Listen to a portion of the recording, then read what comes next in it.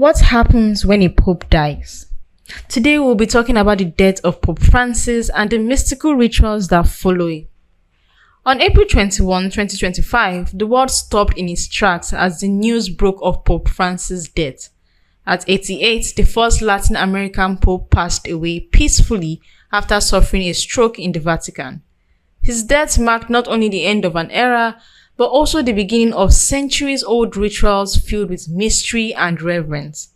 So what happens when a pope dies? Let's step into the sacred rituals and unfolding traditions that honor the passing of the pontiff, with a special focus on what's happening now, following Pope Francis' death. The first step comes with a solemn confirmation. The Camerlengo, in this case, Cardinal Kevin Farrell, must perform an ancient ritual. He calls the Pope's birth name Jorge Mario Bergoglio 3 times, and when no answer comes, the death is confirmed. The Vatican flag is lowered to a half-mast and the papal ring, the fisherman's ring, is ceremoniously destroyed, ensuring no one can forge papal authority in the Pope's name. It's a quiet moment where the seat of St. Peter is vacant. Step 2. The lying in state.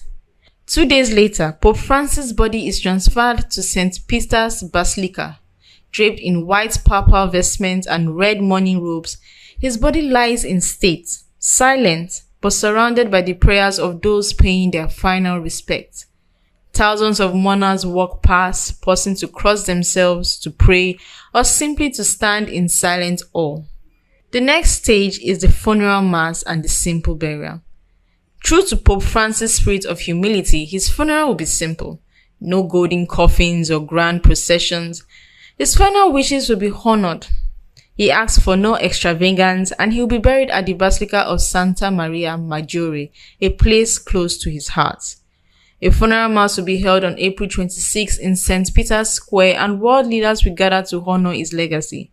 But no matter how many mourners are gathered, Pope Francis' burial will be a reflection of his humility, quiet, and unadorned. Step 4. The Sede Vacante.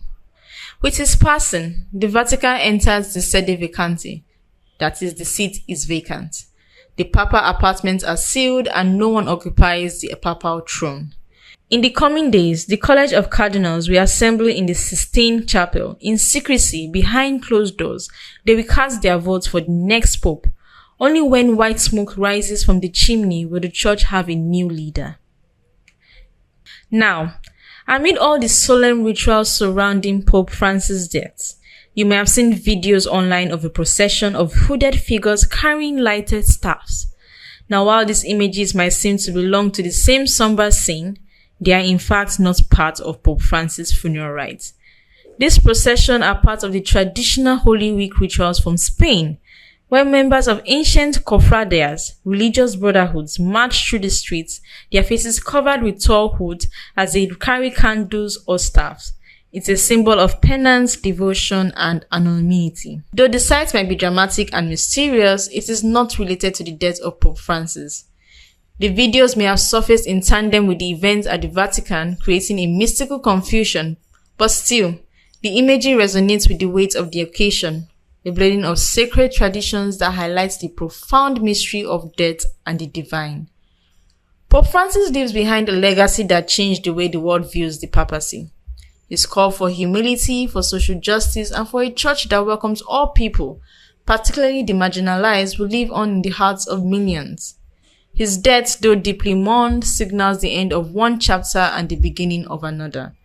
As the world watches, we are reminded that the rituals surrounding the death of a pope are not just traditions. They are sacred symbols of continuity, of reverence, and of eternal faith. Reporting this is Whimsical Amy. Please do well to like, subscribe, and share. Thank you.